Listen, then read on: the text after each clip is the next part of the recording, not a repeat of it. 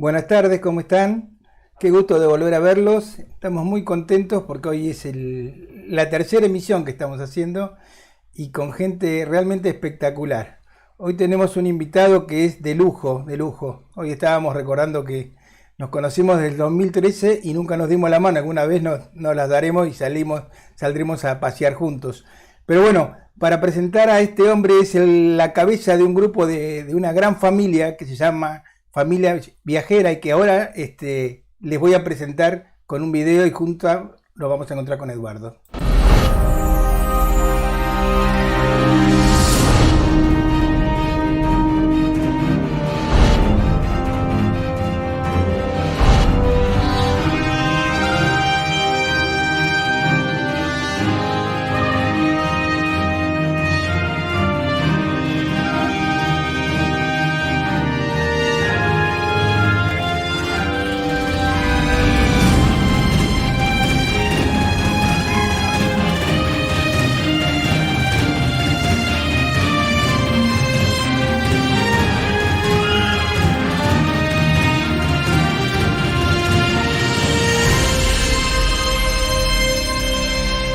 Hola Eduardo, ¿cómo estás? Hola, buenas tardes. Por fin nos encontramos, ya nos daremos la mano, como decís vos. Hoy recordábamos que nos conocemos desde el 2013, increíble. Hace Sí, muchísimos años, siempre en contacto, siempre contando nuestras experiencias y todavía no me viniste a ver a Mar del Plata, eso es una vergüenza. de- desde el 2013 figura la invitación. Bueno, ya está cada vez más cerca Mar del Plata, así que quédate tranquilo que en cualquier momento caemos. Eduardo, contame, ¿qué es la familia viajera? ¿Quiénes son ustedes? ¿Y en dónde estás? Bueno, bueno, en este momento estoy en casa, que parece un pequeño museo, en Resistencia, en el norte de Argentina, en la provincia del Chaco, que es donde vivimos, donde nacieron los cuatro hijos y de donde partimos cada tanto a recorrer el mundo y meternos en su cultura. El término familia viajera en realidad salió antes que aparezcan las redes sociales. Era una manera de autodefinirnos. Después que salieron las redes sociales, pulularon la cantidad de familias viajeras y fuimos migrando un poquito nuestro nombre a 6G, que es un nickname que nos puso una escritora. La historia de los viajes tiene un génesis mucho más lejano, que no tiene nada que ver con la familia actual, tiene que ver con la comunión de un par de sueños muy distintos. El de los viajes es el mío. Yo era muy chiquito, no sé, 7, 8 años, recuerdo que sabía leer, porque de ahí partían el imaginarme y leer libros y imaginarme que estaba en aventuras. Yo soñaba con recorrer el mundo, esos que aparecían en los libros de Emilio Salgari, de Julio Verne y cualquier otro que apareciera en mi posibilidad de poder soñar de que estaba en la jungla con los orangutanes en África, en la India, en algún lugar remoto donde la cultura fuera diferente. Ese era mi sueño. Y me veía yo, siempre cuento que me veía con los brazos en jarra, con un sombrerito de esos de explorador. Nunca me vi con semejante cantidad de gente a mi alrededor, porque ese era el sueño de Alejandra, que más o menos en la misma época, en otra latitud de la ciudad, ella soñaba con algo diametralmente distinto. Una familia tradicional con muchos hijos, 4 para ser exacto. ¿Qué es una familia tradicional? Es una que tiene una casa donde los niños van al jardín, después a la escuela, hay cumpleaños, hay familia, hay interacciones. Cupido nos juntó y suelo decir que de alguna manera nos complicamos ambos dos los sueños, porque eran, como decir, incompatibles, nos dijeron. Bueno, el desafío fue armar un proyecto de vida en común. Y no fue, suelo contar, una paritaria donde dijimos, bueno, 20 países, 2 hijos, no 3 continentes y tengamos 4. En realidad fue el enamoramiento de los sueños de uno con los sueños del otro. Y así comenzamos ese proyecto que le pusimos como fecha de partida en diciembre del 95, el siglo pasado, suelo decir, parece que somos viejísimos, con Sofía en la panza, que es nuestra hija mayor. Y de ahí en más empezamos con Sofía, hicimos un viaje a Medio Oriente, De ese viaje volvió Sabrina en la panza, o sea, Made in Paris, Assembled en Argentina, como solemos decir, y con ellas hicimos un viaje que fue increíble, que fue a China en los 90. Siempre que cuento esto es porque hoy en día parece que todo el mundo cree que siempre nacimos con Internet, con Google, con WhatsApp, con Maps, y nosotros no teníamos idea de lo que íbamos a encontrar en China, ni lo que íbamos a comer, ni lo que íbamos a hacer. Todo era realmente muy difícil de planificar en aquella época. De ahí no vino nadie, después hicimos un viaje con lo que nos quedaba a Cuba, vino Mateo, después vino la crisis del 2001, fueron los años de Brasil y una caída en nuestro proyecto, y apareció en el 95 Tomás, perdón, en el 2005 Tomás, y Tomás fue como la pieza que faltaba para ensamblar un plan cósmico. Todo se reactivó. De ahí en más estamos a viajar y no paramos más, ni siquiera en este 2020, que después te contaré, digamos que logramos salir y volver a entrar. Y fuimos recorriendo distintas culturas, fuimos haciendo todo una especie de protocolo y una serie de procesos y cosas que después te amplío, que tienen que ver en el cómo lograrlo. Pero lo más importante tal vez es que los viajes dejaron de ser viajes en algún momento y pasaron a ser una pequeña misión de acercar culturas, de tratar de demostrar que no importa el color de la piel, no importa la nacionalidad, tu etnia, cómo vistas, en qué Dios creas, no importa nada, en cualquier lugar del mundo vas a encontrar personas buenas, que son la mayoría, y las no tanto, suelo decir. Y el hecho de nosotros meternos en esas culturas y compartir con ellos era una manera de desmitificar, de darnos cuenta de que tenemos que dejar de generalizar por lo malo y tratar de generalizar por lo bueno, empezar a no solamente respetar las diferentes culturas, sino disfrutarlas. Es maravilloso, recién pasaba una foto donde estaban comiendo con la mano. No saben cómo sabe una comida con la mano, y no es mala educación, es cómo se come en ese lugar, porque uno a veces se pierde y trata de poner su óptica de vida, y uno tiene que entender que en la lejanía el extraño o el diferente es uno. Uno tiene que entender que en esos lugares el que viene con costumbres y cuestiones diferentes es uno, y uno tiene dos opciones. Por eso a veces yo hago la diferenciación entre el turista y el viajero, con mucho respeto, que tiene que ver con puedo pasar y mirar, o puedo tratar de meterme, aunque sea un ratito, en esa cultura. Puedo tratar de disfrutarla, de vivirla, de sentirla, de comunicarme con sus dioses, de tratar de ver todo lo que hay atrás de esa maravillosa diversidad que aflora en todas las partes del mundo. Te cuento, Eduardo, que ya hay 38 espectadores, muchísimos enviándonos saludos, tanto a vos como a mí. Hay un saludo especial que nos manda Horacio, mi tío, que vos conociste en España, sí, que fuiste a saludarlo por una historia también muy linda, ¿no? Sí, déjame que lo cuente. Horacio Horacio llegó, fue increíble, es una historia maravillosa, porque cuando me iba a ir a España, tenían a presentar el libro nuestro justamente.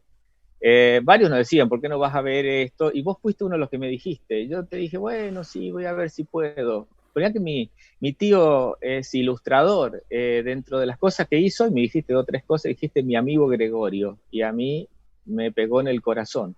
Mi amigo Gregorio es el libro con el que yo aprendí a leer y a escribir. Fue mi libro de primer grado. Así que gracias a vos tuvimos la posibilidad de encontrarnos con quien de alguna manera me enseñó a leer y a escribir a través de un personaje que se llamaba Gregorio, un tigre maravilloso. Sí, qué lindas historias, ¿no? Estas cosas que, como uno suele decir, las redes no son ni buenas ni malas, es como uno las usa. Y si las usa bien es algo maravilloso lo que se puede lograr. Sí, y la verdad que estoy en completo acuerdo con lo que comentás sobre los viajes y la diferencia entre un turista y un viajero. Eso lo vengo diciendo siempre cada vez que me lo preguntan. Uno disfruta programar los viajes, desear esos viajes, programarlos y en ese deseo está la búsqueda de qué es lo que vamos a encontrar y conocer un poco de historia y conocer un poco de su geografía. Y bueno, muchas veces nosotros con Gaby viajamos en lugares de naturaleza, entonces conocer también su fauna, su flora, elegir qué equipos vamos a llevar para poder filmar, si es subacuático, si vamos a estar en lugares donde vamos a poder llevar un dron y todavía no empezaste a viajar. Después empezás a descubrir en el viaje, como vos decías, las diferentes culturas y las diversidades que hay en el mundo y lo maravilloso que es esto, y encontrar personas muy, pero muy diferentes, ¿no? No me olvido nunca la primera vez que fuimos con Gaby a Egipto y caminando por el Cairo, caminando solos por el Cairo, entramos a un lugar para comprar carcadé y el tipo en una lata de duranos de una Aníbal me enseñó a hacer el carcadé y son cosas que a veces uno no se olvida, ¿no? Estamos viendo acá imágenes que nos estás mostrando y bueno, contanos también cómo es tu sentimiento en la diversidad de la gente.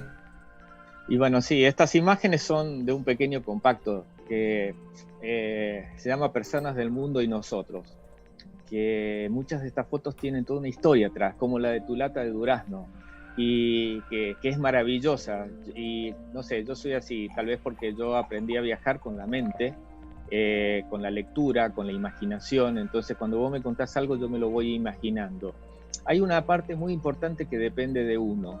Vos podías haber ido a comprar para hacer no me acuerdo qué era lo que ibas a hacer, mercadé. El carcadé, el té rojo. Carcadé. El té rojo, sí, el carcadé. Ahora, las flores de hibiscus. A comprarlo y punto. Pero no, vos te abriste a poder compartir con ese vendedor, a poder tener una sensación diferente. Y eso lo llevas. Vos podés partir a ver o podés partir a meterte en esa cultura. Y como vos decís, te vas a acordar de ese mercader mucho más que tal vez de algún lugar, qué sé yo, que hubiera estado muy lindo. La gente y los lugares quedan de alguna manera arraigadas en el corazón. Ese tema de poder compartir y poder ver esas diferencias es algo maravilloso.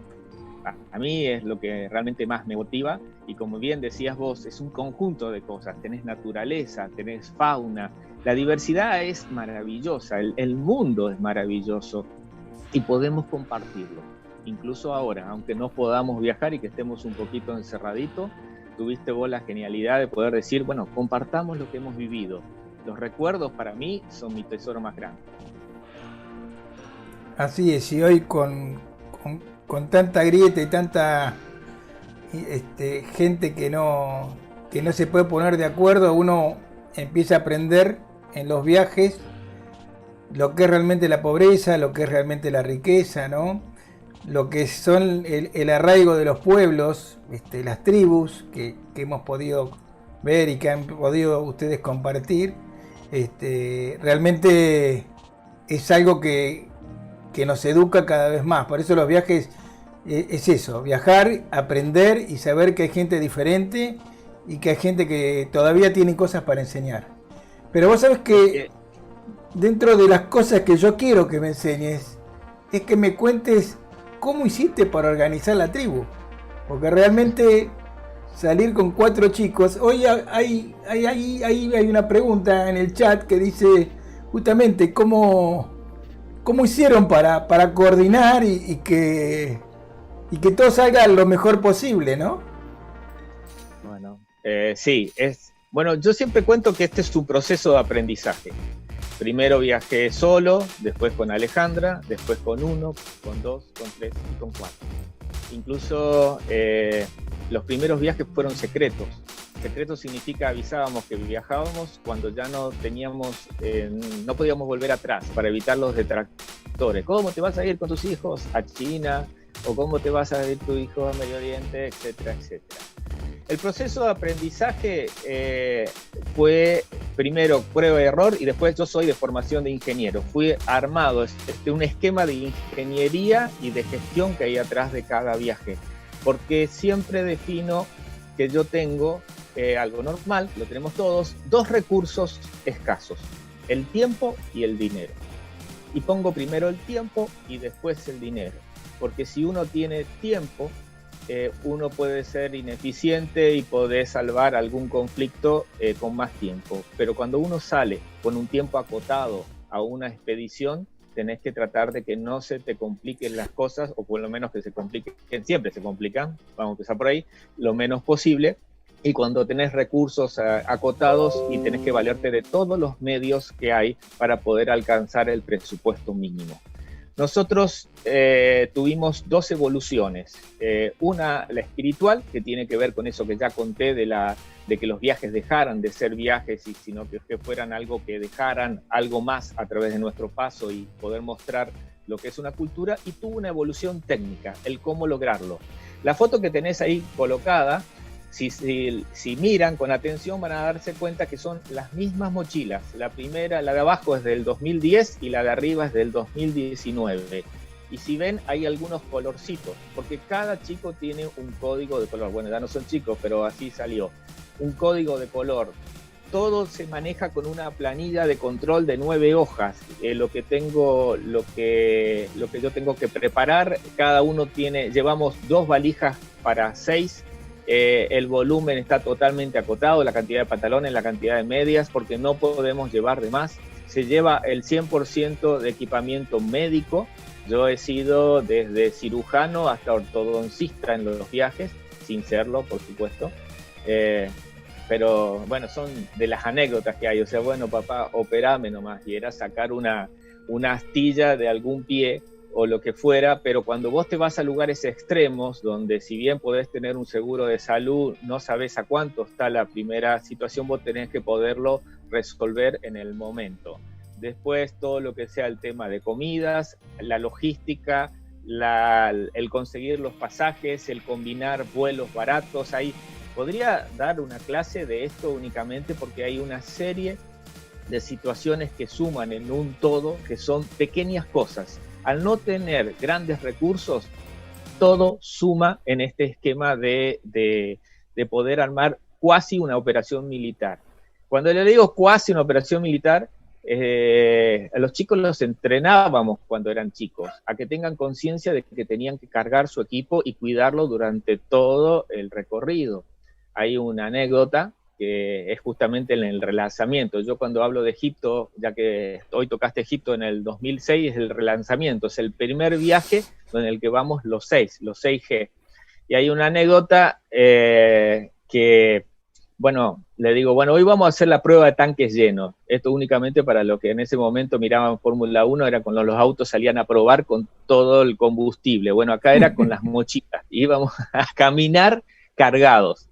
El tema está que no me iba a poner a armar la mochila, entonces digo, ¿por qué le pongo a la mochila? Y agarro, miro para allá y veo sifones de soda. Entonces le cargué la mochila con sifones de soda y salimos.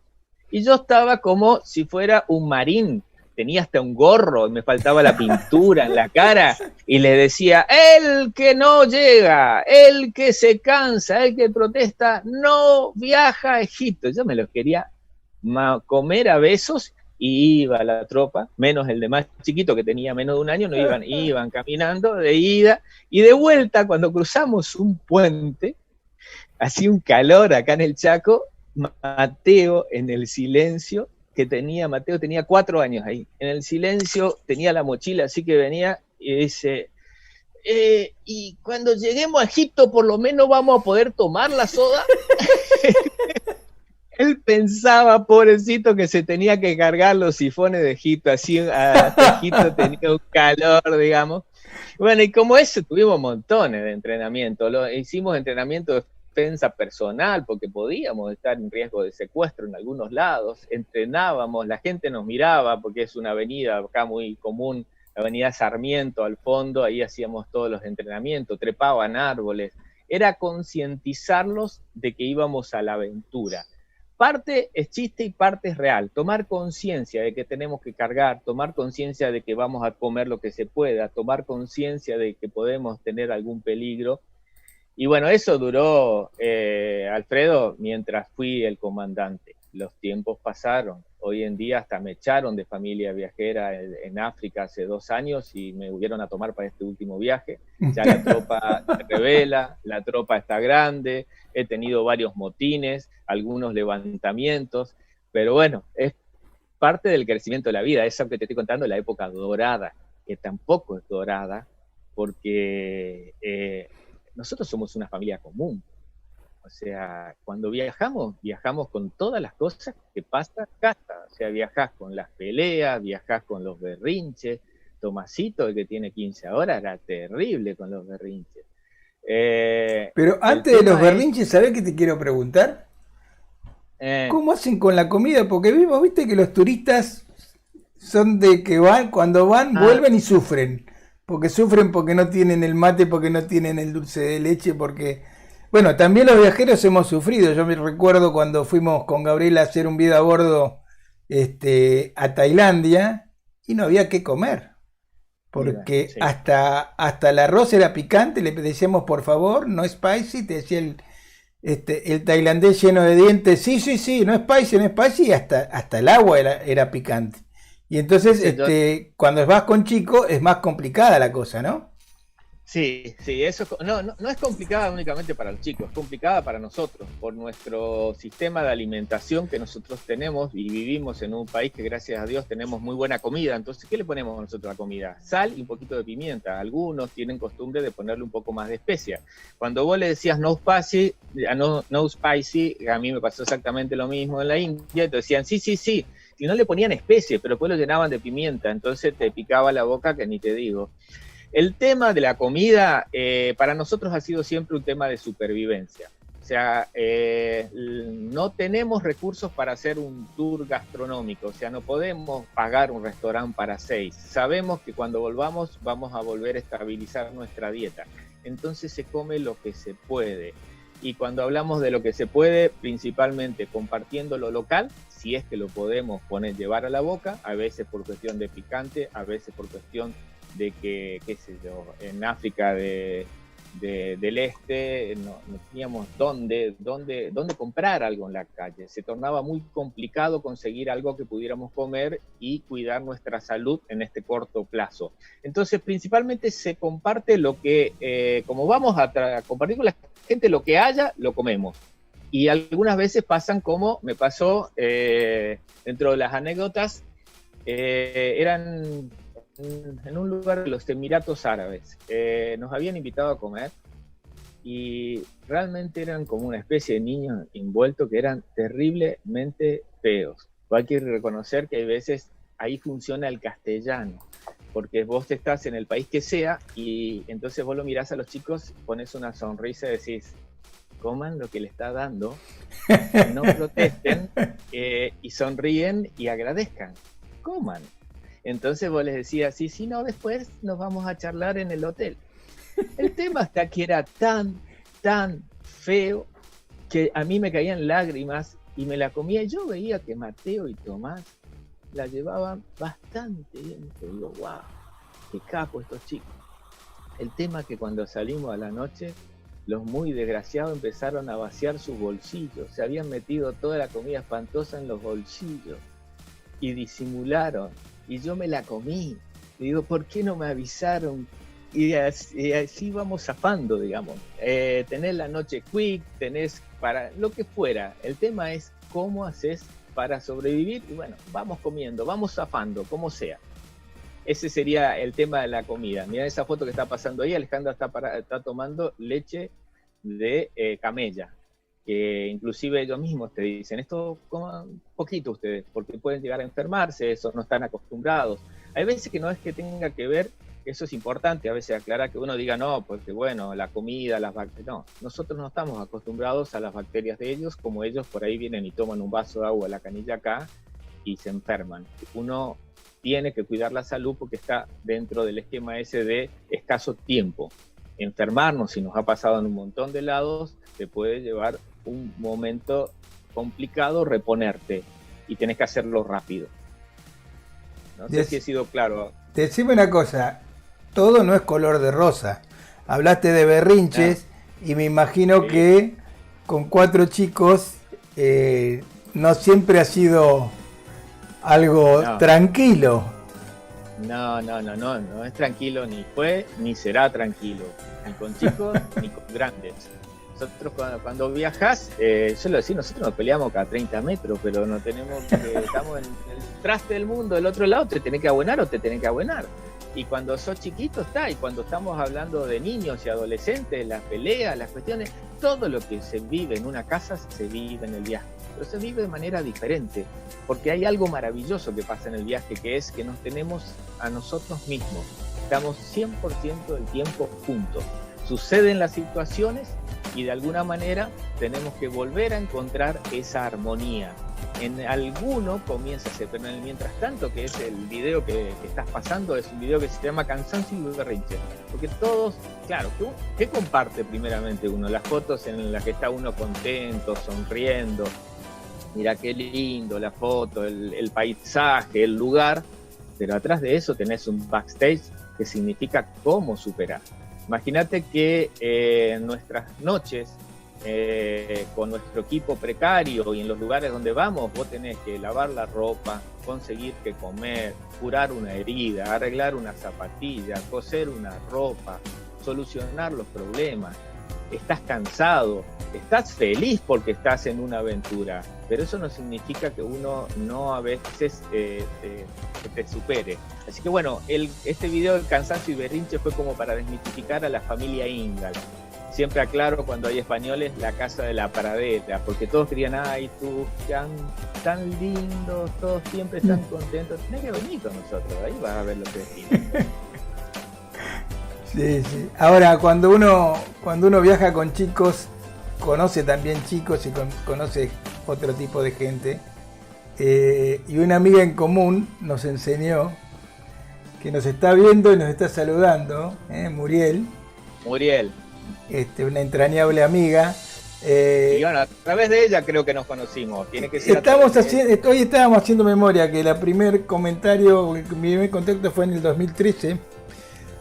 En el 2013, sí, tenés razón. En el 2013, pero Muriel me ayudó a ir al África a finales del 2011 y 2012, la primera ida al África del Oriental. Y Muriel nos unió en una situación en la cual estábamos hablando hoy, que por eso preparamos algo juntos, sobre que cada vez que viajemos al África, llevemos para los chicos globos, chupetines y a veces nosotros hemos llevado también útiles para las escuelas, ¿no? Sí, contame. Nosotros es como parte del proyecto. Para nosotros, nuestra historia particular comenzó en la India, donde nos dimos cuenta, vos dijiste algo, los niños atraen niños, las familias atraen familias, y lo que uno a veces busca y necesita es compartir. En la India nosotros no habíamos previsto llevar nada, pero terminamos dando todo lo que teníamos para nuestro tentempié, para tratar de que los chicos tengan siempre algo para comer en los viajes. Y no es dar, es compartir. Entonces, después de la India, empezamos a llevar chupetines, que fue Camboya, Vietnam, Laos y toda esa parte, ya habíamos llevado chupetines. Y cuando fuimos al África, Muriel, nuestra amiga en común, dice, ¿por qué no llevabas globos que no tienen peso? Me pareció maravilloso. Desde el África, chupetines y globos pasó a ser un clásico que tiene que ver con tener algo para compartir. No es beneficencia, no es humanitarismo, es tener la posibilidad de tener algo para mimar a quien te cruzas. También tenés proyectos que hemos tenido, como vos decís que llevás. Nosotros en los distintos viajes, en este tema de hacer algo más, de dejar algo de nosotros, hemos encontrado lugares, como vos decís, para visitar una escuela, un orfanato, o hacer algo con los anfitriones que nos recibían en distintos lugares del mundo, y entonces preparábamos un equipo especial. Pero eso es como que era de acuerdo al proyecto. Los chupetines y globos desde ese África en el 2011 nunca faltaron. El globo es un juguete y el chupetín es un mimo, es un lujo. Y el chupetín tiene algo de maravilloso. Uno estira la mano con el chupetín y hay un momento donde se nos cruza la energía a través del palito, como suelo decir. Y es maravilloso. La sensación que tiene que ver no es la cosa, sino es el momento, es esa sensación de compartir. Y en algunos lugares donde hemos estado, no en este último viaje, en el anterior, metidos en el norte de Benín o de Togo, cuando inflabas un globo, un chico empezaban a retroceder porque nunca habían visto eso. Entonces era algo diferente, era un juguete, era un mimo, era algo que tiene que ver con esa conexión energética. Sí, vos tenías, no tenés para mostrarme, vos tenías. Sí, yo tengo un recuerdo muy lindo también, cuando fuimos con Muriel también a Uganda. Mirá lo que eran los caminos. Es algo increíble. La belleza que tiene Uganda en fauna y en chicos. Estos chicos son divinos. Estos paramos en la ruta y se acercaban a saludarnos. Y nosotros les regalamos. Mirá estos chicos, ayudando a sus padres, llevando cada uno. Es que eso es lo que uno va a ver normalmente. Es algo increíble. En otro lado. Y la otra cosa que hicimos fue llegar a una escuela antes de cruzar a Ruanda. Y también les fuimos a llevar algunos globos y llevamos también lapiceras y cuadernos. Y nada, para dar una mano en realidad. No vamos a solucionar el hambre del mundo, pero fíjense lo que eran las escuelas, ¿no? También podías haber pasado desapercibido y ni siquiera entrar ni parar. Les diste un momento diferente. Ese momento. Ahí está Muriel dando, ahí está, verá. Les diste un momento diferente en su vida y eso vale mucho. Te lo puedo asegurar porque ya hace una década y media que vengo haciendo eso. Vos sabés que a los chicos les pido, en un momento les digo, ¿no me hacen una foto? Perdón, ¿no me hacen un dibujo? Y entonces empezaron a dibujar, ¿ves? Estos son los dibujos que hicieron los chicos. Entonces, cuando les pido que me los entreguen, me miraban con horror, porque en realidad era el único cuaderno que tenían. Y viste, no podían cortar una hoja para entregármelo. Entonces yo agarré y les saqué foto y me llevé de recuerdo entonces las fotos de esos dibujos, ¿no? En realidad ese viaje había sido para ir a ver gorila de montaña, una cosa, digamos... ¿Tenés algo de los gorilas? Ese es un pendiente. Tengo acá para mostrarte el de Uganda, el de Ruanda, también están en el canal de YouTube. De paso pasamos el chivo que tanto vos como yo tenemos una página, un canal de YouTube, y que ahí van a poder ver muchas de las cosas que estamos mostrando. Yo te ayudo con tu chivo. Tienen que ver lo que tiene el sobrenombre de Alfredo es Pai, por eso van a encontrar Pai Elena en su canal de YouTube. Él tiene unos videos maravillosos porque tiene unos equipos terribles. Yo sería, ¿qué decirlo? Un crotazo de aquellos. No, pero podríamos hacer un buen equipo entre tu sabiduría y la tecnología, y la bióloga que tenemos acá al lado también, y tu mujer que tiene bióloga, la paciencia de un monje tibetano. Se mete a bucear con tiburones, toro, tigre, yo de casualidad como jarrita y sin tanque. No, estamos hablando de otro nivel de categoría y es maravilloso el canal de él. No dejen entrar, vale la pena. Bueno, te quería mostrar entonces lo que habíamos visto en Uganda. De gorila fuimos a Uganda y Ruanda y en realidad estás al lado de ellos, estás absolutamente al lado de ellos y es increíble cómo interactúan con nosotros. Bueno, es que ese es el tema. A nosotros vivimos algo muy parecido en la selva de Borneo, en Indonesia, con los orangutanes. Sí. Y la gente por ahí miraba y decía, pero no tenías miedo. No tenés miedo, ni el animal tampoco, porque el animal es mucho más sabio que nosotros y él siente si hay peligro o no. Yo tengo una serie de imágenes y fotos, no de tu estilo, pero donde estamos interactuando con el orangután. Sí, en Borneo, en Sepilok, estuvieron en Sepilok. Nosotros estuvimos en Pangalang, sí. nosotros estuvimos en Sepilok del lado de Malasia, en la No, parte... nosotros estuvimos en la parte cerca más del lado de Sumatra. Bueno, Y la verdad que lo que tiene es que nosotros interactuábamos sin ningún tipo de miedo. El miedo lo tenía el guía, decía, estos son unos tarados de aquello, pero realmente ya el hecho de viajar de hace tanto tiempo, hemos interactuado con tanta fauna, depende de lo que vos emitas. Y si hay alguien inteligente es el animal y él percibe si hay peligro o no. Por eso es que te podés acercar sin problema.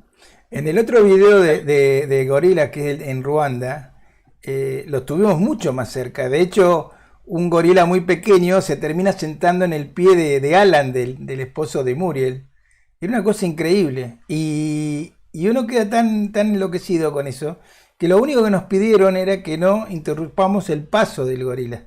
Y yo, por supuesto, estaba tirado en el piso con un trípode tratando de sacar foto y video en cualquier momento. Y de golpe viene un lobo plateado y me mira y encara.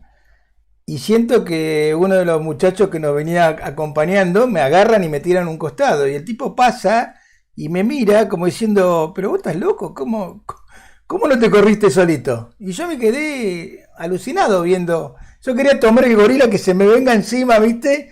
Porque en realidad no teníamos miedo. Pero realmente, bueno, en ese video que también está está en mi canal, que es el de Ruanda, a los gorelos los tenemos pero extremadamente cerca. En Uganda los vimos entre la selva y tuvo todo su gusto verlo así, ¿no? Pero en Ruanda los tuvimos tete a tete, una cosa de locos. Un par de horas más ascendiendo en esa montaña está la tumba de la famosa Yanguda. Yanguda, sí. Sí. Ya me había equivocado. Pensé que me iba a equivocar. Bien, ya que vamos a hacer cosas locas, me gustaría conocer un lugar que fuiste porque quisiera datos, porque la verdad que me parece que es un lugar que va a tener mucha importancia en algunos de nuestros próximos viajes. Yo tengo ganas de volver a ese grupo de islas. Estuvimos en Fiji, pero fuimos solamente a bucear con tiburones toros y tiburones tigre. Pero quedamos con muchas ganas de ir a una isla que se llama Isla de Tonga o Reina de Tonga para bucear con ballenas y ir a Vanuatu, que es este lugar que vos ahora me estabas por contar. Yo, yo sé lo que vos querés ir a hacer a Vanuatu, pero lo voy a dejar para después. Yo sé lo que querés ir a hacer a Vanuatu, solo que no te animás a expresarlo. Libérate, Alfredo, libérate. Ahora ya van a ver.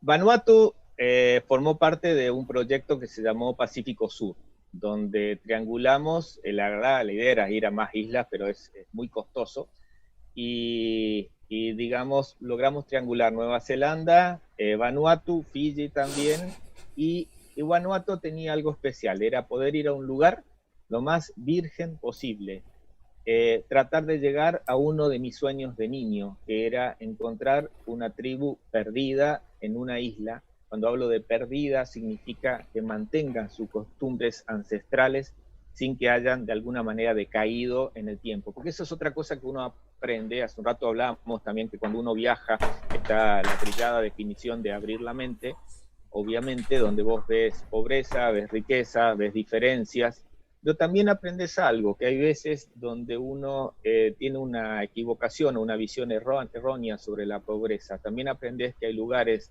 donde viven muy felices con nada, o por lo menos nada de lo que nosotros necesitamos nosotros para vivir. Y ese lugar lo encontramos en una pequeña isla del grupo de islas que se compone al país que se llama Vanuatu, que es una isla que se llama Tana. Ahí en esa foto que tenés ahí estamos yendo a embarcar en uno de los turbohélices con el cual en una expedición, dentro de la expedición, íbamos a ir a Tana. Pasá otra, a ver si tenés la que yo creo que puede ser.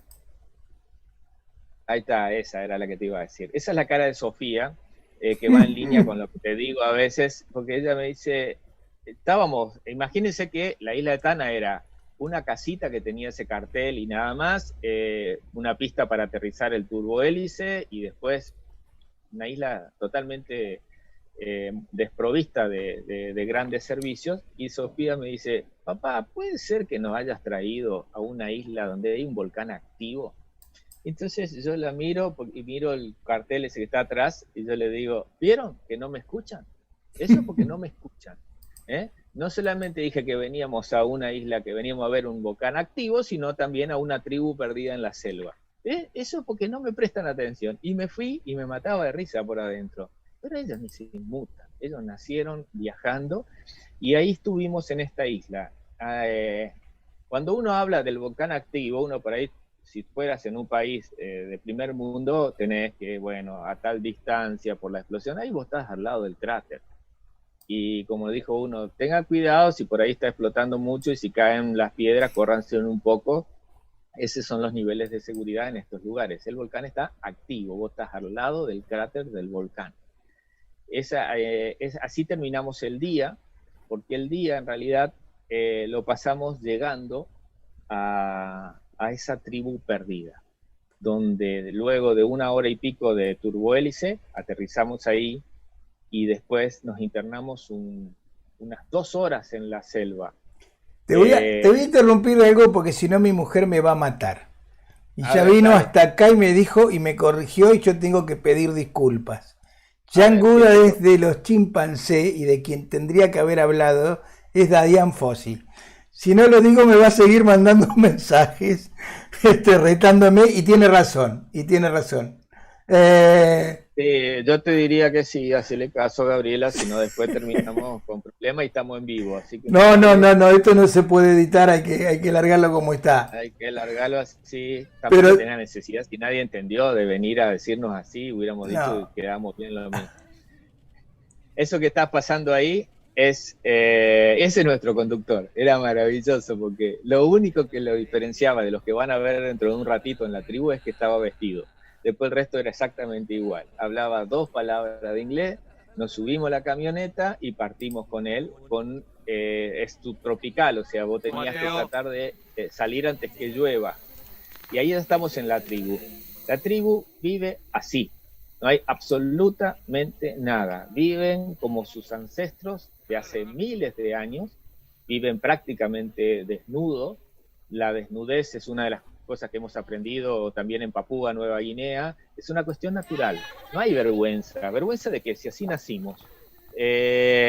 Dentro de las cosas que llevamos, como decimos recién, llevamos una pelota de fútbol y espectacular, ellos tienen una habilidad innata y están jugando con Mateo, y la verdad que fue un lugar realmente espectacular, porque llegar ahí fue atravesar la selva, donde prácticamente la camioneta quedaba apresada en la picada.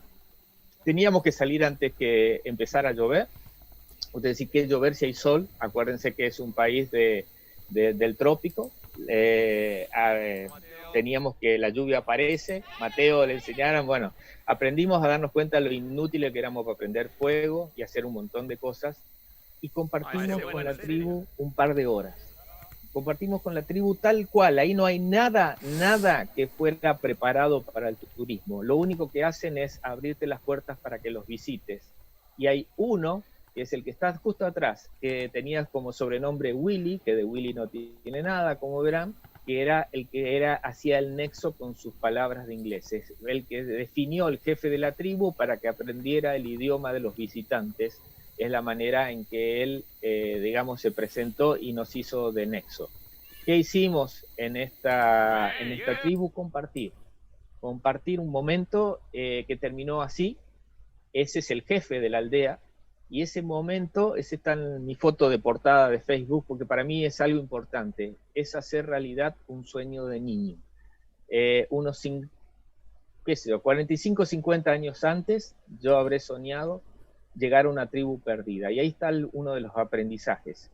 Los sueños necesitan una acción para que no se desvanezcan, y no necesariamente se van a cumplir todos juntos, pero los sueños, si uno tiene persistencia, terminan de alguna manera emergiendo en la vida. Para mí eso significaba cumplir un sueño.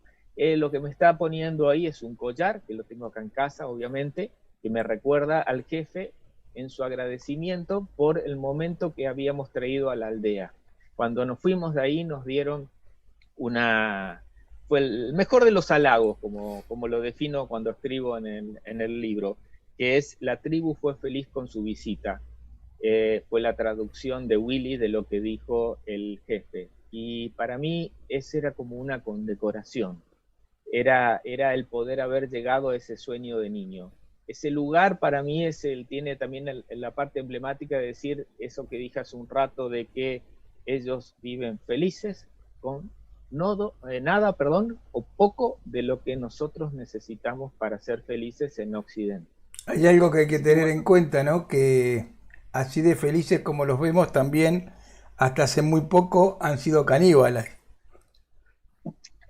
Sí, bueno, toda esa zona han sido caníbales. Tenemos ahí ¿tenés esa foto que me habías dicho? La de Justin. ¿Está? No. Acá está, sí. Bueno, este tiene una historia. Este es Justin. Este no estaba, este era un personaje.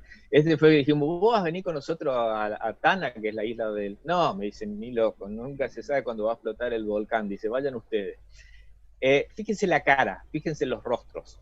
Cuando nos veían con él, que fue nuestro guía en Efate, que es la isla grande, siempre se reían. Nos cruzábamos con alguien y se reían. Y nos veían con él y se reían. El último día, el que era nuestro nexo ahí, todos son muy parecidos, nos dicen: ¿les contó Justin su historia de vida? Y yo lo miré y me dice: ay, no se animó. Él es el nieto del último gran caníbal de su isla, que se comió un cura en el 79, creo que fue.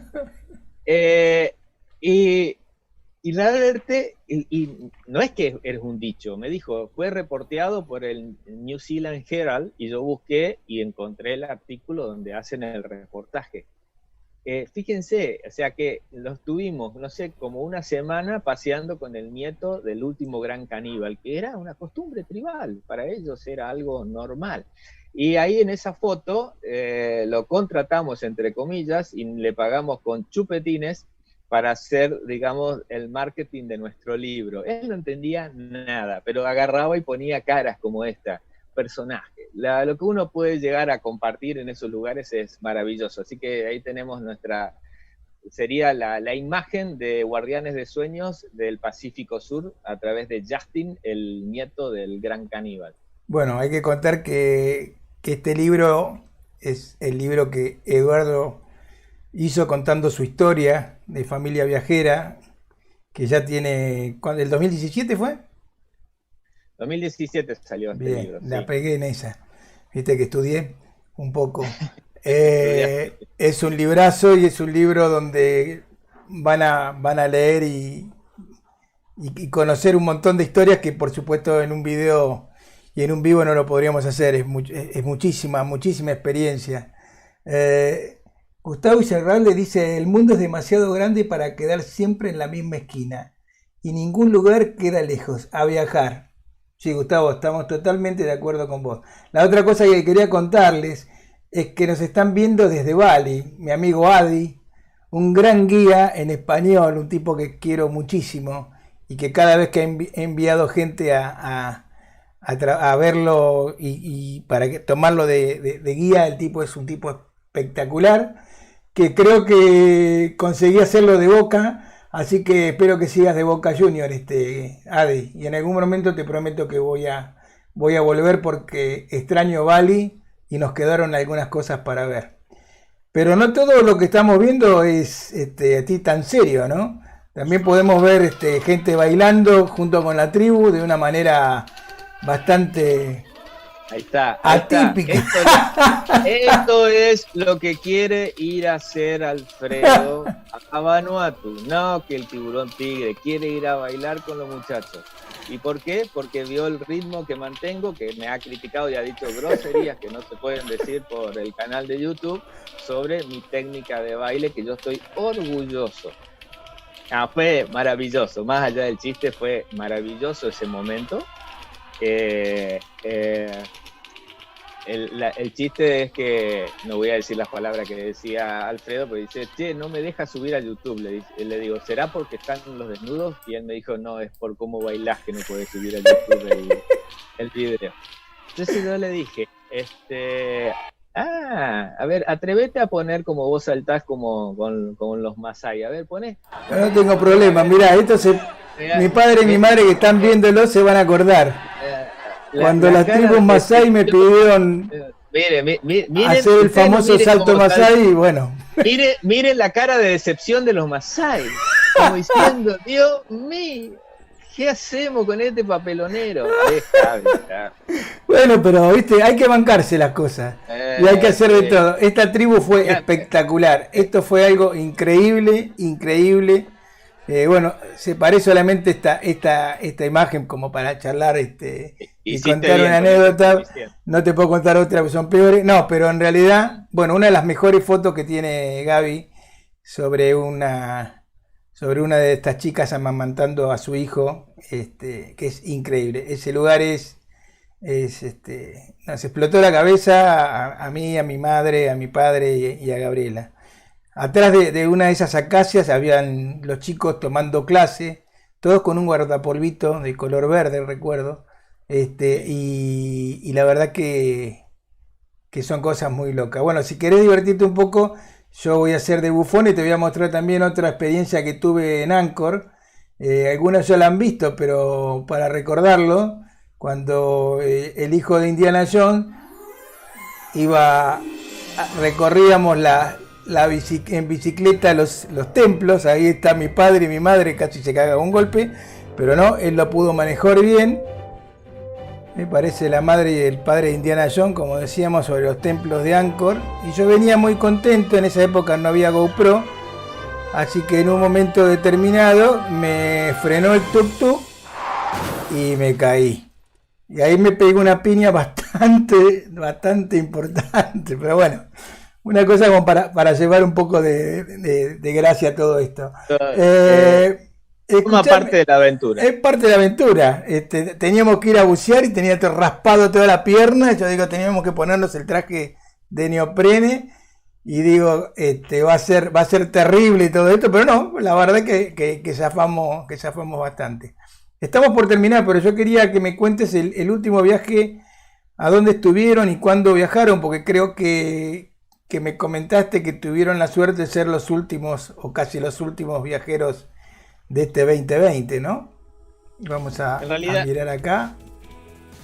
Sí, en realidad no, hay muchos que creo que han viajado y hay quienes las han pasado peluda porque no han podido volver.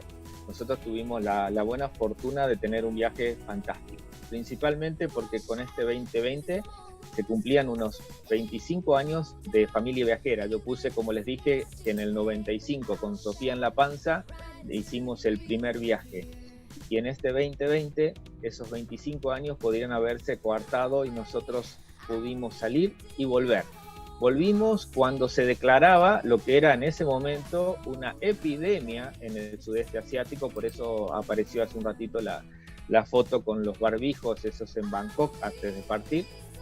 Pero logramos hacer un viaje fantástico, que fue en contraste con el anterior viaje que fue en África occidental, que fue muy duro, por Benín, por Togo, por Ghana. Fue un viaje muy lleno de complicaciones y de situaciones, bello, como todo viaje, pero duro. Y este fue como iluminado, como para decir tal vez el final de una etapa. Estuvimos en Qatar, donde tuvimos una inmersión cultural muy interesante. Eso, si querés después, si hay tiempo, te cuento. Pero el epicentro fue Myanmar, que nos había quedado pendiente en el 2010 porque no se podía entrar. La ex Birmania, que es un país maravilloso porque realmente hace tan poquito que se abrió al turismo que todo es tan natural, tan virgen, tan lleno digamos, de cosas genuinas y verdaderas que vale la pena. Esa que va ahí, Sabrina, subimos a una montaña para pasar una noche en un monasterio. Y después de ahí, siempre haciendo pivote en Bangkok, nos fuimos a Filipinas, que es lo que están viendo acá, y vivimos distintas situaciones. Cuando estuvimos en Qatar, había habido un ataque y se preveía un posible contraataque iraní sobre la península arábiga. No pasó nada, por suerte. Cuando fuimos para Filipinas, se explotó el volcán Cuando uno viaja se entiende todo. Empecé a recibir mensajes que decían, ¿qué van a hacer? ¿Qué van a hacer con el volcán? Y yo no entendía el volcán. Me preguntaron mis hijos y le digo, bueno, son un montón de islas, nadie sabe dónde está el volcán. Nosotros partimos mañana para allá. Si sale el avión es porque tenemos que ir, y si no sale, será que no. El volcán estaba en la misma isla donde íbamos nosotros, que es donde está Manila. Y bueno, logramos, cuando el universo conspira a favor, logramos llegar, aterrizar, disfrutar de Filipinas y volver a Bangkok y volver acá a la Argentina cuando con el coronavirus pisándonos los talones, viendo lo que significaba ya en Asia el efecto que tendría económicamente el parate de todos los festejos del Año Nuevo Chino, que en Tailandia se festeja muchísimo. Todo se empezaba a suspender, no se sabía qué era, vos te ponías la mascarilla por acá, para allá, pero seguías tocando cualquier superficie del aeropuerto. Comenzaba así a ponerse candente el tema de los humores y algunos miedos, y bueno, pero nosotros pudimos volver, y de alguna manera es de lo que tengo para agradecer, y muchísimo, el haber podido partir y volver en este tan inolvidable, como mínimo, 2020, por decirlo de esta manera. Bueno, acá justo Muriel decía contar también del volcán de White Island, y cuando vos decís que por ahí cuando uno viaja le está pegando el palo al problema, bueno, nosotros estuvimos hace 2 años en un volcán que se llama White Island, que este año en Nueva Zelanda, que para que te des una idea vos podés cruzar a la isla y conocer el volcán, que está por supuesto en ebullición permanente. Te avisan el día anterior según la información de la vulcanografía. Y bueno, pasamos. Yo la verdad que no, ahora no tengo para ponerlo, Muriel, porque no lo teníamos pensado, pero este año hubo una erupción importante y murieron unos cuantos.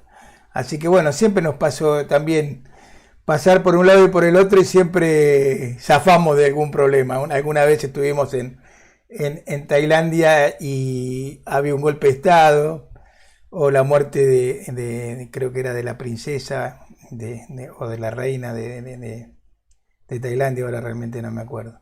Pero, ¿qué pasa ahora con los chicos, no? ¿Qué pasa ahora que los chicos van creciendo y las cosas van cambiando? Vamos terminando ya el programa y yo quiero cerrarlo contándonos cómo va a ser tu vida a medida que los chicos crecen, porque uno quiere que no crezcan nunca y que siempre sea igual la cosa, y no es así, ¿no?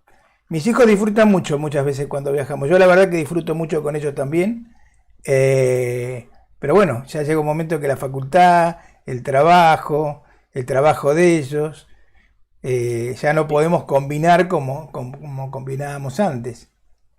Y no, eso seguro. Ya de hecho yo, desde que las más grandes fueron universitarias, nosotros tuvimos que poder concentrar los viajes de todos juntos sobre Navidad y enero, porque ya no se puede planificar.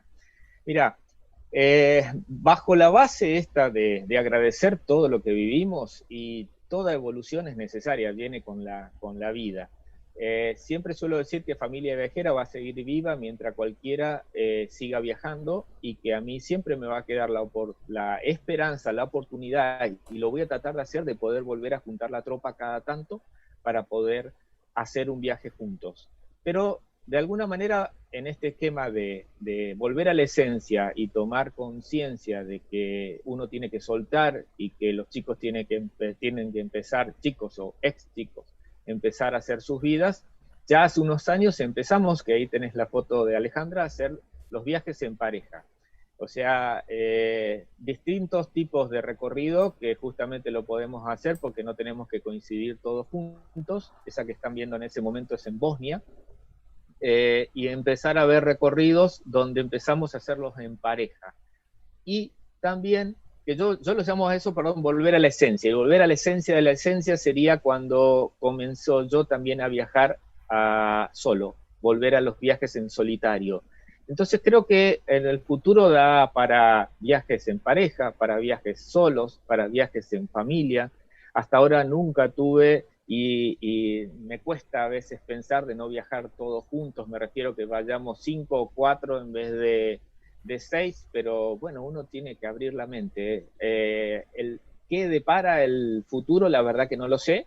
Sí, te puedo asegurar que el tema de viajar está en mi ADN y lo seguiremos haciendo. Le hemos disfrutado muchísimo estos viajes en pareja con Alejandra, que cambiamos los roles. Ella diseña la ruta y yo extraño a los chicos. Y en los míos, no sé si tenés una foto, voy a esos lugares. Tengo como 3 listas de viajes, los viajes para tratar de seguir haciéndolos todos juntos. Estás buscando el para hacer destino, los que digamos, parezca. ¿no? Claro, y los te que, la estás, y los te que la diría estás yo, buscando, está. sí, sí, que la diría solo. Ahí yo estoy en Siria, o sea, mi viaje solo, el viaje de descubrimiento fue en Siria. Esta foto que estás poniendo ahí, cuando la mandé, el escrito que tenía era mi ángel de la guarda a punto de renunciar. Ahí estoy en Alepo y esos que están saliendo es un batallón de mercenarios prorrusos que están peleando del lado de Bashar al-Assad. Fue parte de los milagros de viaje, conseguí la visa, conseguí cruzar una frontera, tengo todo escrito ese viaje también, que fue cinematográfico, el interrogatorio, los misiles que sonaban a la noche, y después volví por Damasco y yo estaba feliz como si me hubiera ido a Disney. Pero no Disney, y hablo con mucho respeto, me refiero a que yo lo disfrutaba muchísimo. Estaba metido viviendo con ellos su realidad de su vida y conocí gente maravillosa. ¿Cuál era el objetivo del viaje? Visitar a un cura amigo que habíamos conocido en el norte de Jordania, el padre Hugo, que estaba en Alepo, y fue la meta que me puse, y me puse a tratar de ver cómo llegaba, y llegué. Entré y salí de Siria. Entré por el norte, no sé dónde, porque era en un auto que te metía a través de las fronteras, y volví por Damasco, y la base de operaciones fue Beirut. Esos son los viajes estilo Eduardo, que volverán. Los viajes estilo Alejandra serán de Berlín a Budapest y alguna parte más europea, que ella es la que diseña, y después seguiré viendo dónde podemos llegar a combinar toda la tropa de los 6G cuando se pueda dar ese momento que nos volvamos a juntar todos.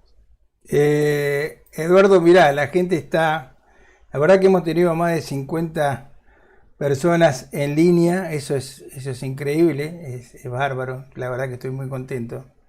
Paula Molinuevo, mi cuñada, dice que vamos a tener que hacer otro programa, un segundo programa con vos, para que nos sigas contando cosas, y la verdad que creo que hay tanto para contar, que, que bueno, vamos a negociar a ver si podemos hacer otro, amigo. Dale, Eh, yo, cuando gustes. lo Y que si no te la contrato a Alejandra, que ella dice, yo voy a contar mi versión de la historia, ¿Y te Alejandra dice. está por ahí? Acá está, acá está, acá A está. ver. Vení, Alejandra, vení, que me está controlando, no sea cosa que yo Sí, diga algo no, que bueno, vos eso viste cómo es el... es la historia de nuestra vida.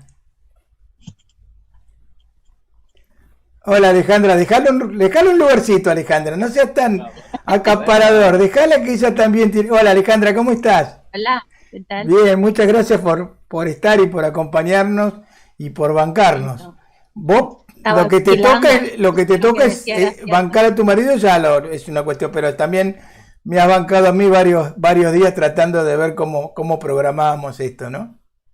Nada, no pasa nada. Y contame cuál es tu versión de todo esto. Mi versión, no, es muy larga mi versión. No, no, pero ahí justo te había escrito en el chat que nunca mejor que hoy, digamos, estar agradecidos de todo lo que pudimos hacer y de no haber esperado tiempo, como nos decían muchas personas, ¿para qué lo hacen ahora con los hijos chicos? O sea, nunca mejor visto hoy que no hay que esperar a después, que hay que hacer las cosas y vivir el día a día. Eh, sin, no quiere decir que no haya sido difícil, digamos, en muchas oportunidades, pero no nos arrepentimos de eso. No quiere decir que a veces no la hayamos pasado mal, que uno no se haya enchinchado, que no, un montón de cosas, contratiempos y cosas, pero nunca arrepentidos de lo hecho, digamos, ¿no? Podríamos arrepentirnos si no lo hubiéramos hecho. Así que bueno, ojalá que podamos seguir viajando.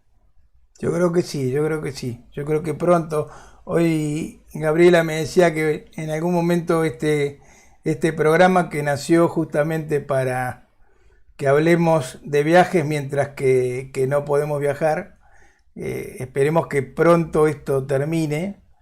Y como el programa sale bueno, porque en realidad estamos hablando con gente viajera y gente que se apasiona, creo que el secreto de que todavía la gente no se haya bajado y haya seguido escuchando las historias de cada uno es justamente por la pasión que uno le pone. No importa dónde vayamos. Y antes de ayer, no, el jueves, me habían hecho una entrevista un entrañable amigo, Diego Laje, que es un gran periodista, y yo le decía, y me decía, ¿y a dónde le aconsejás a la gente ahora que no pueden viajar? A la Argentina, en cualquier lado. Digamos, el tema es ser apasionado con el viaje, soñar con eso, desearlo, aunque sea acá, al otro pueblo. Nosotros hemos ido a conocer pueblos cerca de Tandil y lo hemos pasado también como estando en otros lugares del mundo. No es el tema el lugar a donde tenés que viajar, sino el lugar donde uno quiere conocer y disfrutar y no perder esa posibilidad de conocer la gente, de conocer la cultura y tratar de ponerse del lado del otro, ¿no? De entender un poco las diferentes culturas y no ser tan cortante. Esto sí, esto no. Creo que hay una diversidad tan grande en el mundo que es la única manera de que aprendamos a querer el mundo, es eso, es conocer esa tribu Vanuatu, conocer la India, conocer Mar Chiquita, no importa, hay un montón de lugares, yo digo Mar Chiquita, como decir cualquier otro lugar del país. Hoy estábamos viendo con mi mujer y con Elsa, porque no le gusta que le diga suegra ahora, es la última, sobre un video de Argentina, y decís, hay tantos lugares todavía para viajar, hay tantos lugares para conocer, que lo que no tiene que perderse es el sueño del viaje. Y ese reseteo cerebral, cada uno tiene nuestro trabajo, cada uno tiene las responsabilidades, pero en algún momento uno necesita cortar, resetear el cerebro y pensar de otra manera. Aunque sea 20 días, un mes, lo que se pueda. Lo que se pueda. Todo Chicos, les mando un abrazo enorme. Espero que muy pronto vengan a visitarnos, si no los iremos a visitar ustedes allá. Pero bueno, nos merecemos un gran abrazo y un beso enorme. Bueno, un cariño enorme, besos a Gaby, que también, o sea, si tuviera yo le preguntaría lo que es bancarte a vos en los viajes, pero bueno, queda para otra entrevista. Ya lo contó en los otros programas, así que no. Ah, bueno, entonces voy a revisar y voy a dar mi para arriba. No, muchas gracias por invitarnos, gracias por siempre tu calidez y acompañarnos. Nos hemos acompañado mucho mutuamente durante tanto tiempo y ya llegará ese momento del apretón de manos y el abrazo. Eso tiene que volver de alguna manera. Gracias chicos, gracias Eduardo, gracias. Muchísimas gracias. Bueno, tenemos que despedirnos. Acuérdense de ayudarnos, de darnos fuerza, de suscribirse a los canales de YouTube, especialmente, bueno, al mío, que estoy trabajando, pero sí al de Eduardo y a todos los que estamos aportando un poco al sueño del viaje, porque a nosotros nos hace sentir bien y sabemos que vale la pena hacer esto y tomarnos un recreo cada tanto. Tengo dudas ahora qué va a pasar, porque bueno, en Argentina empieza el fútbol. Todavía no pusieron el horario del fútbol, pero va a empezar y creo que por ahí algunos fanáticos nos van a abandonar por los partidos. Por eso una de las cosas que les voy a pedir ahí en los comentarios, y cuando termine el video, este video va a quedar grabado, tarda un poco en subirse y por eso por ahí posiblemente mañana se ve, pero los que tienen el link los pueden seguir ingresando ahora. Y pongan ahí en los comentarios A ver qué les parece. Yo creo que una de las propuestas es ponerlo los jueves a eso de las 7:30, 8, como para seguir haciendo el canal en vivo, porque la gracia de esto es que ustedes puedan no solamente comentar y agradecernos y saludarnos, sino que en algún momento se decidan a preguntar algún tema puntual sobre el viaje, porque lo interesante es que ustedes puedan aprovechar de quienes son los viajeros para consultar cómo se llega a ese lugar, cómo se puede aprovechar, bueno, cualquier dato que sea importante para un viaje va a venir bien. De esta manera conocí a Eduardo, de esta manera conocí a todos los que están participando en este programa. Como yo les decía, la mayoría no los conozco, no he tenido la posibilidad de darle la mano, pero sí cada vez que los hemos llamado han sido terriblemente generosos. Y para el próximo programa, que veo si se pasará el domingo o pasaremos para el jueves, tengo una sorpresa enorme.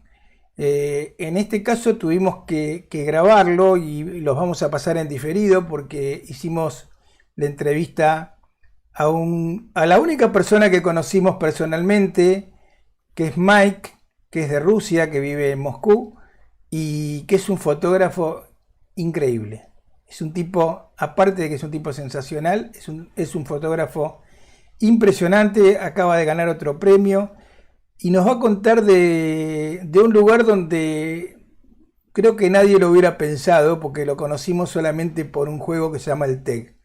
Y nos va a hablar sobre Kamchatka y sobre un viaje a Kamchatka y sobre la naturaleza, y van a ver que es un lugar increíble, increíble.